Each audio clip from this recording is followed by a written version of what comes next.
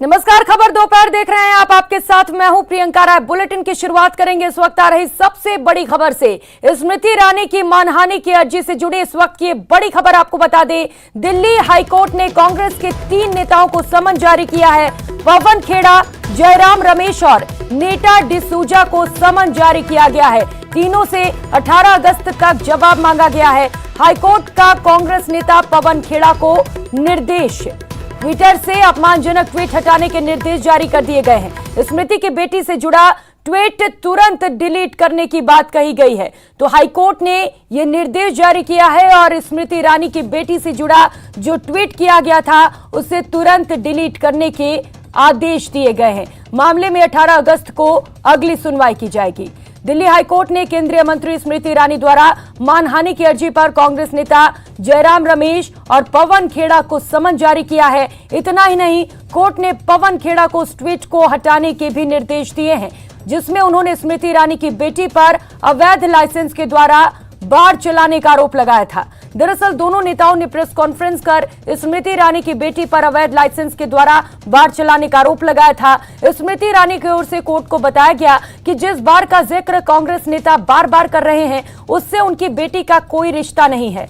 दुर्भावना से उस बार के साथ मेरी बेटी का नाम जोड़ा गया। उस मामले में आधारहीन और मनगढ़ंत आरोप लगाए गए हैं। दिल्ली हाईकोर्ट ने पवन खेड़ा को बार लाइसेंस विवाद के आरोपों पर अपमानजनक ट्वीट को तुरंत हटाने के निर्देश दिए। इस मामले में 18 अगस्त को अगली सुनवाई होगी। तो मामले को लेकर जानकारी दे रहे हैं संवाददाता सुशील पांडे।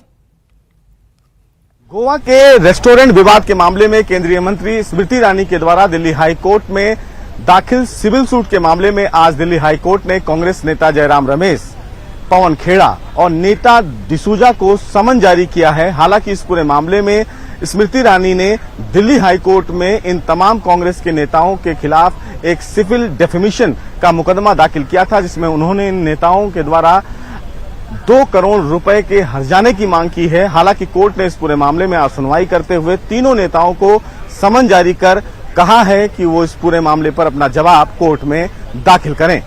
कैमरामैन प्रकाश गुप्ता के साथ सुशील पांडे, न्यूज़ 18 दिल्ली। और इसी खबर पर ज्यादा जानकारी के लिए सुशील सहयोगी इस वक्त हमारे साथ जुड़ चुके हैं। सुशील, ट्विटर से अपमानजनक ट्वीट हटाने के तो आदेश दिए ही गए हैं हाईकोर्ट की ओर से और 3 नेताओं को समन भी जारी किए गए हैं, और क्या कुछ खास रहा सुनवाई के दौरान? जी देखिए, न केवल 24 घंटे में पवन खेड़ा को उस ट्वीट को डिलीट करने के लिए कहा है, बल्कि हाईकोर्ट ने यह भी आदेश जारी किया है कि अगर पवन खेड़ा 24 घंटे के अंदर उस ट्वीट को डिलीट नहीं करते हैं तो ट्विटर इंडिया उस ट्वीट को खुद डिलीट करे। साफ तौर से केंद्रीय मंत्री के द्वारा अर्जी दाखिल करके जो सिविल सूट दाखिल किया गया उसमें स्मृति ईरानी के द्वारा ये कहा गया कि उनकी बेटी का नाम जबरदस्ती उस रेस्टोरेंट से जोड़ा जा रहा है और जिस तरह विवादित टिप्पणियां की गई उससे उनकी मानहानि यानी कि उनकी जो सामाजिक छवि है उस पर नुकसान पहुंचा है। इसीलिए 2 करोड़ रुपए का हर्जाने की मांग स्मृति ईरानी के द्वारा किया गया है। बहरहाल आज इस पूरे मामले में सुनवाई करते हुए फिलहाल दिल्ली हाईकोर्ट ने जयराम रमेश को, पवन खेड़ा को और नीता डिसूजा जो कांग्रेस की नेता हैं, इन तमाम लोगों को समन जारी किया है। पवन खेड़ा को हिदायत देते हुए दिल्ली हाईकोर्ट ने यह आदेश दिया है कि 24 घंटे के भीतर जो ट्वीट उनके द्वारा किया गया था स्मृति ईरानी के बेटी के संबंध में उसको डिलीट करें।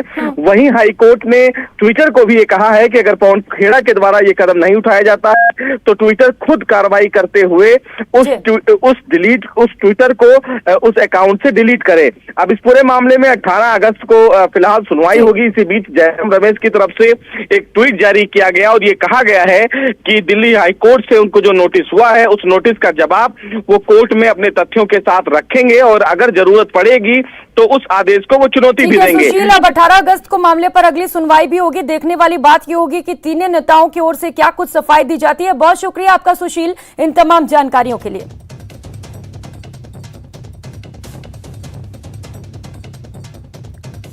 तो दिल्ली हाईकोर्ट का कांग्रेस के तीनों नेताओं को समन जारी किया गया है और 18 अगस्त तक जवाब मांगा गया है।